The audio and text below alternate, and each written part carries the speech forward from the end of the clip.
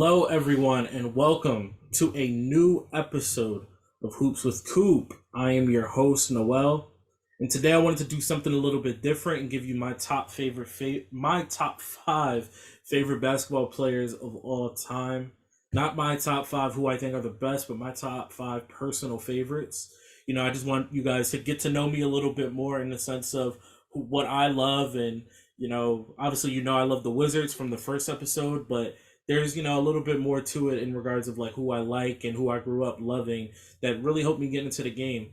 But before I get into that, I have to touch on Damian Lillard and his outrageous scoring. Even as of right now, as we speak, I know he just got 15 in the first quarter against the Warriors. The man just dropped 71. He's dropped 60. He's been on an absolute tear the last couple of months. He's just on fire, and like he can't stop. And hopefully this could lead the Blazers into the play-in, hopefully a playoff spot. But the back end of the West, it's a little bit up for grabs from that 7 to 10 range for the play-in. The Lakers, I know, are really trying to get in there, but unfortunately LeBron just got hurt, so who knows with that. I know they just lost to the Memphis Grizzlies tonight. There seems like OKC, but looks like they're trying to tank. SGA's has, I believe, a hip injury. Mysteriously, after the All-Star game, developed a hip injury by doing nothing. So that's the Oklahoma City Thunder for you. But more than that, just a lot of great hoops this past weekend. I mean, the Sixers played 3 straight great games. You had the Grizzlies game, you had the Celtics game, and you had the Heat game. Comebacks, blown leads, overtime, the whole nine. Clippers and the Kings played that crazy 180-plus game that went into double overtime. I just don't even know how that happened.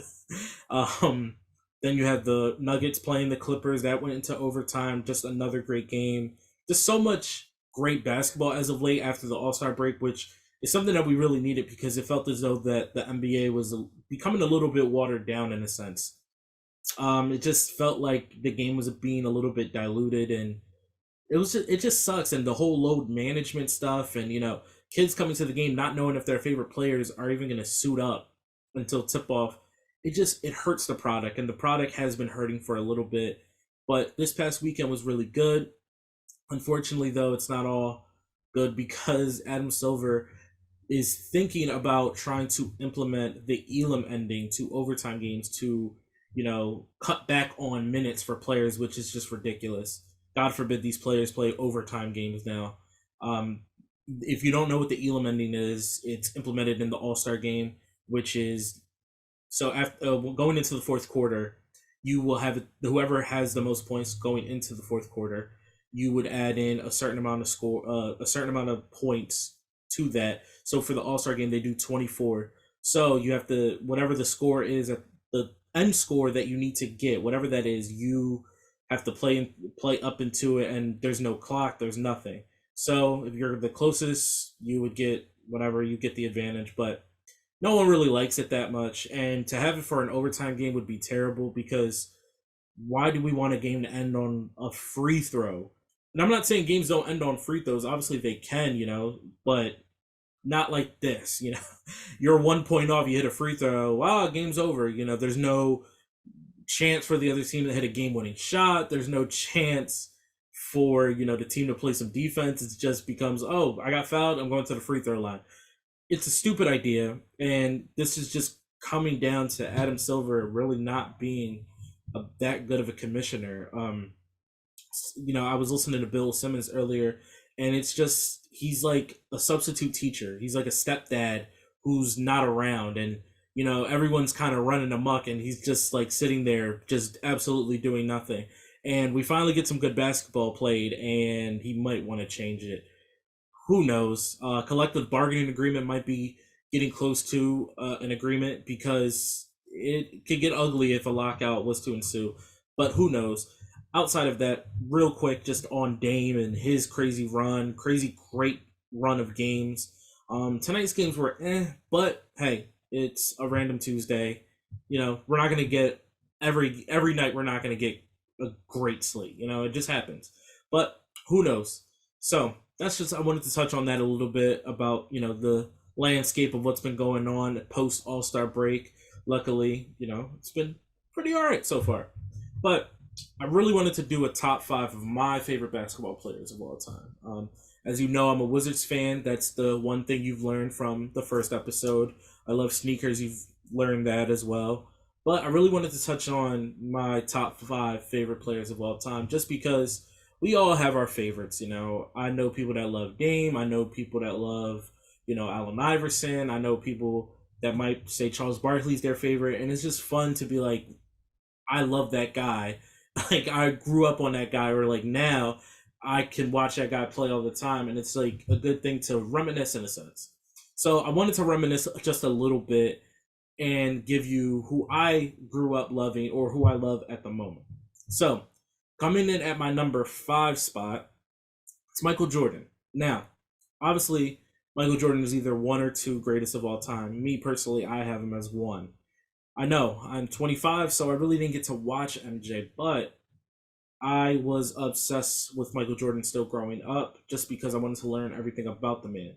I have tons of DVDs of his, of just whether it's just documentary style, whether it's old games, like, I have a DVD where it'll show you the Cavs game five, the shot over Craig Elo. There's the Utah Jazz games, whether it's the flu game six, all those games. I've gone back and watched a lot of the '90s games against the Knicks, against the Pacers, finals games, all of that. Like I was obsessed with it. I grew up loving Space Jam, and the new Space Jam really bothers me because I feel like the old Space Jam holds up still. Um, it's just something I grew up with and I've always loved. I even have some Space Jam memorabilia to this day, just because I love that movie. I love that soundtrack. I love everything about it. And Michael Jordan is a big part of that. Then obviously I grew up loving the Wizards. And when I really started getting into basketball and my first memories, Michael Jordan was on the Wizards. Now, I didn't know that he wasn't a Wizard of, forever. I'm like 5 years old. I'm 4 or 5 years old at the time. But I just started liking the Wizards for some reason, and Michael Jordan was Michael Jordan. And I'll never forget the 2002, or excuse me, the 2003 All Star game, his last All Star game in the Wizards. Mariah Carey in the Wizards dress. Like I don't know. Like Michael Jordan to me is the greatest basketball player of all time, and I'm one of those young guys that actually went and did the research and actually watched his games and read up on him. I read a little bit of the Jordan Rules book, and I was just always interested in his life and his on and off the court. So when the Last Dance came out, I love the Last Dance. I just don't like the Dennis Rodman episode that much, just because it's like there's hardly any MJ. But I just love that documentary because we go a little bit in depth into who Jordan really is and his makeup. And it's just, I don't know. He's to me, he's the greatest. Like I said, he's the greatest player ever in my eyes. Some might have LeBron, some might even have Kareem. I'm not here to argue that. I'm just here to say, as someone that is young and didn't get to really watch Jordan in his prime, I still admire the man and I still admire the player, especially going back and really watching the games and seeing how he played and seeing how he dominated on both ends of the court. And then even just the documentaries have really helped me understand more of his like mentality and stuff like that. And it's just very cool to watch. And that is why he's my number five. For my number four favorite player of all time, this is where my age starts to show, in the sense of I didn't grow up with the. Well, I mean, technically, I did grow up with the Kobe's and the Duncans and stuff like that, but I always tried to tend outside of Jordan. I always tried to gravitate towards players on my team or players that I kind of wanted to emulate in regards of how I played. So for my number four, I have John Wall. So I'll get to the other person, the other Wizard later, who was before John Wall, that made me fall in love with the Wizards and the game of basketball. But John Wall was the first person post that guy that really gave me hope as a Wizards fan and brought a sense of superstardom to the team. And I remember when the Wizards got the first pick, I was so ecstatic to get John Wall. I remember watching at Kentucky with Boogie and all of those guys and the John Calipari team that made it to the Elite Eight. They didn't make the Final Four, and I wouldn't say I was heartbroken. I really did think they were going to win it all just because of the talent on that team. But I remember getting the first pick, and I was so happy. I think I was 12 at the time. I remember I was at an AAU tournament in Virginia when we won the draft lottery. And I remember doing the John Wall dance to everyone on my team, filled with Sixers fans or like Kobe fans or LeBron fans. And I'm over here like, Wizards, John Wall, John Wall. It was just so funny, like thinking back on that. Um, I like him getting drafted. I immediately got the Reebok zigzags in black and white because John Wall was like my new guy. Like he was it for me, you know. And it just sucks how everything turned out. Three opportunities to really make the conference finals. One was because he got hurt. Another one we choked against the Pacers, and then another one we should have won in Game 7 against the Celtics, but for some reason we did not play Kelly Oubre. We played Jan Mahimny. We lost because of Kelly Olynyk. And quick little fun story about Jan Mahimny. I got mad after that game. I DM'd him on Instagram and got blocked by Jan Mahimny. Yes, true story. But anyway, I love John Wall. Sad how it ended with the trade with Russ. You know, he didn't play for 2 years. Then, you know, now he's pretty much out of the league. And it doesn't look good for him now, you know. It just sucks that John Wall's career is going to be over, not on his terms. And it sucks because I love John Wall. You know, I grew up, I started hitting puberty and stuff like that, you know, just growing up as a teenager. And I love John Wall. John Wall was my guy, you know, from the dance, from the sneakers, just every little thing about John Wall, I was just a big fan of. And it just sucks how it all ended. You know what? I hope that the Wizards give him kind of a swan song. I really do. I hope next year we give John Wall one last year maybe and see what happens. You know, bring him off the bench and hopefully we can make a playoff run. Not a playoff run, at least just make the playoffs because at this point Wizards have no chance of ever making a playoff run while I'm alive. But anyway, I love John Wall. John Wall was my guy. He was my guy outside of who I will be talking about soon. So, going into my number 3. Now, I talked about how I really like players that I tried to emulate my game off of, and this guy was one of the first people when I started really playing AAU basketball and, stuff like that. I really wanted to be like this guy. I will never forget watching him play and thinking, how is he doing that? That person is Kevin Love at number 3. Now, there's not another person personally, at least if you're watching this, that has Kevin Love in their top 5, probably in their top 10, 15 favorite players of all time. But here we are on Hoops with Coop, and he is my number 3 favorite player of all time. I love Kevin Love. More specifically, Minnesota Timberwolves Kevin Love. He was a little bit of a bigger guy, but he was getting rebounds at a crazy rate despite being unathletic and not super undersized, but, he was still getting, the 30-30 game. I'll never forget that. And I always wanted the best for Kevin Love. I loved Kevin Love. He was my guy. I don't know if you've ever seen the documentary of when he was in high school. Like a bunch of the guys, it was the first ever Elite 24 game, gunning for that number 1 spot. That is one of the most underrated documentaries all time. You have Mike Beasley, you have Lance Stevenson at 14 years old in it. You have Kevin Love, you have Jarrett Bayless. You have a bunch of other guys like Cole Aldrich, I know, is in it. You have like a bunch of guys. I forgot who else is it. Oh, Brandon Jennings. Brandon Jennings is like another like mainstay of it. But Kevin Love is in it. And, you get like a little backstory of him and, where he grew up in, I believe it's Lake Oswego, Oregon or something like that. Something along those lines. But like I was just a big Kevin Love guy. I tried to shoot like him, even though I am not tall. And I tried shooting like him. It didn't work out the best. But I really loved the outlet passes and the shooting, the rebounding, the post up game.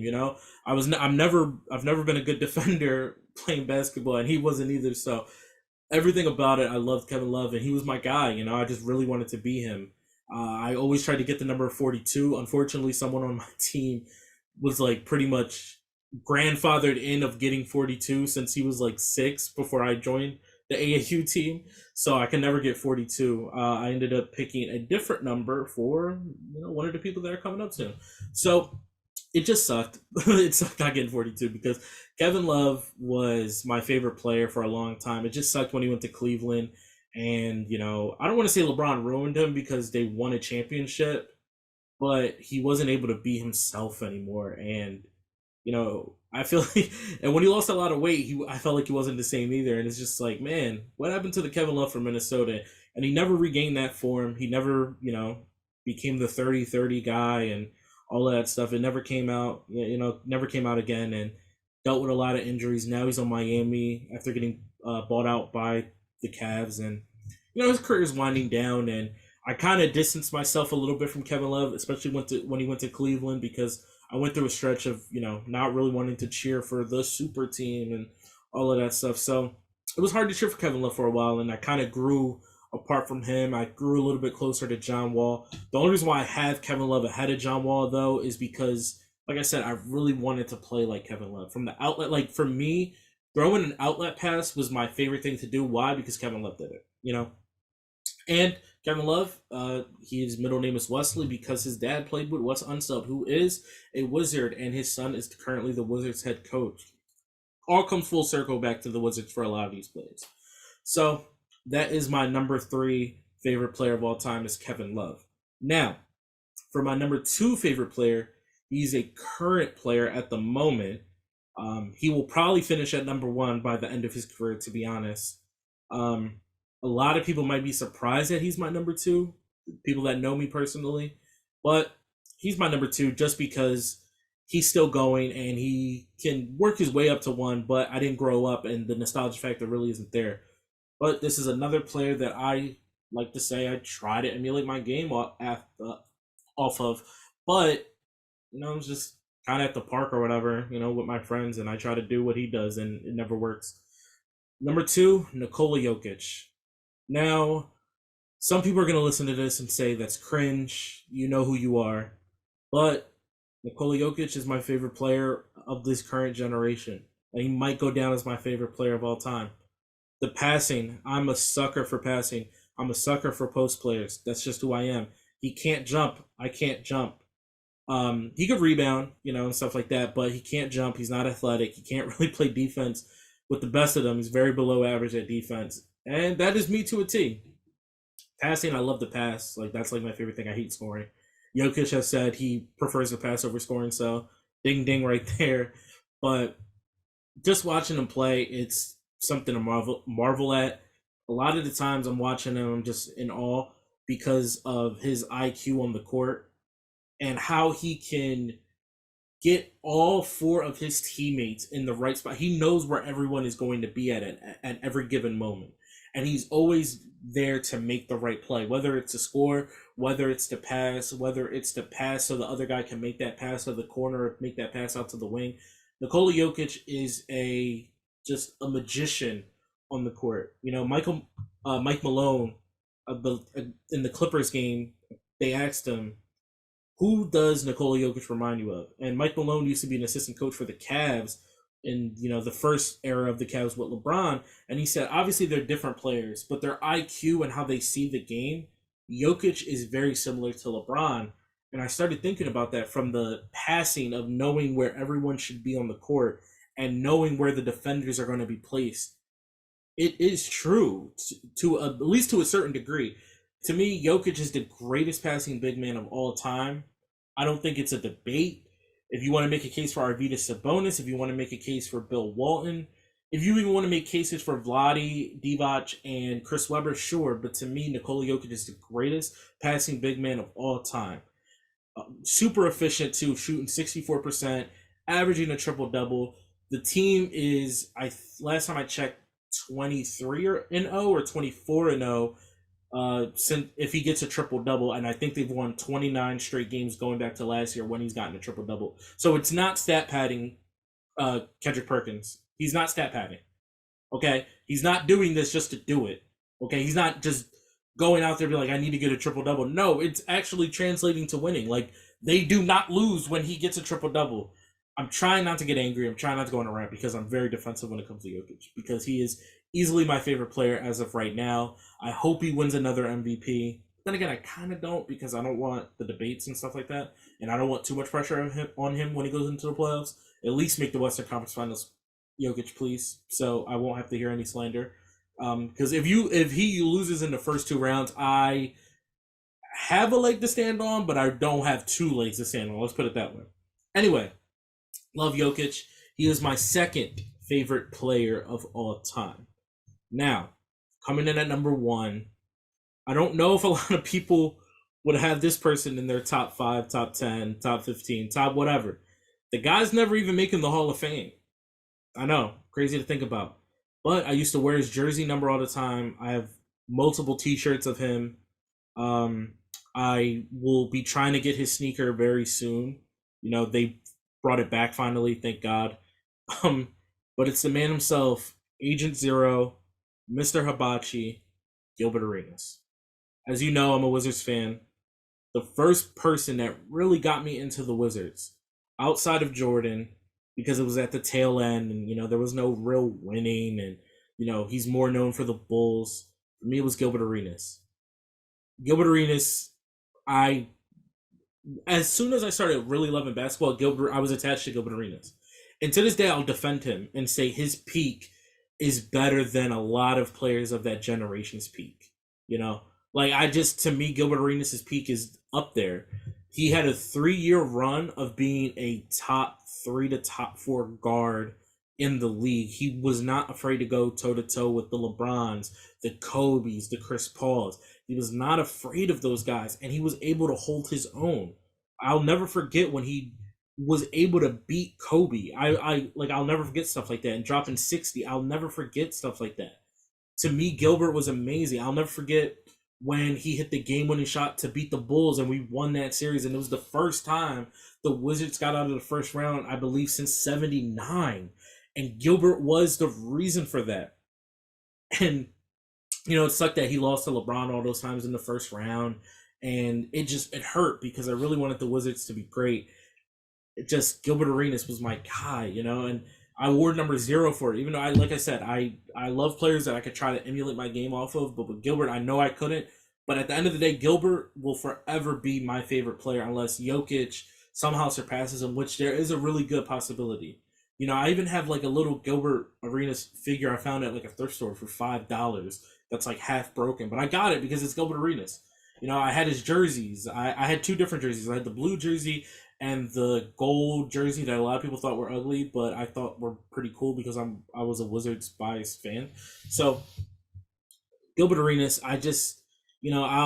it's once again like John Wall. It sucks how it ended. He got the big contract after tearing the ACL, came back, was never the same. Then the gun incident happened, and then he was gone, and he was just gone from the Wizards and then gone from the league in another year. And it sucks how it ended. It really does.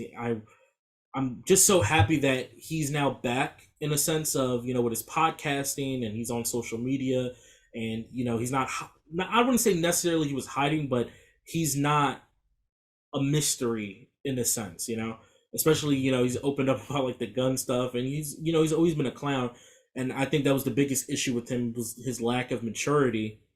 But I just like that he's back. The Wizards brought back him, Caron Butler, and Antoine Jameson to really celebrate that era of the big, our little big 3 that we had. And if it wasn't for a coin toss, because a lot of people forget, Gilbert Arenas was a 2nd-round pick. So he, I think, played 2 years in Golden State and was able to become a free agent in 2003, 2004 range. And he was able to become a free agent. And it was down to the Clippers and the Wizards. He didn't know what to do. He's from LA, but I believe Washington was offering him more money. So he flipped the coin. Luckily, it landed on either heads or tails, and the Wizards won, and he ended up coming to Washington.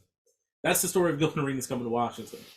And I'm happy he did, because it made me fall in love with basketball a lot more. It made me fall in love with the Washington Wizards, even though they stink as an organization. But hey, I'm here and I love them. I'll never leave the Wizards. Granted, Nikola Jokic is my favorite player, and I hope the Nuggets do well just for him. I'll never stop cheering for the Wizards. I don't ever want to leave them. I will stick with the Wizards until I die, because that is who I am. And Gilbert Arenas is the reason for that. Gilbert Arenas is the bridge between John Wall when I got a lot older and understood the game a little bit more, and Michael Jordan when I first started paying attention to basketball. Gilbert Arenas is the gap that brought me to really start falling in love with the game and made me want to pursue playing basketball for a little bit and pursuing this podcast and writing and stuff like that.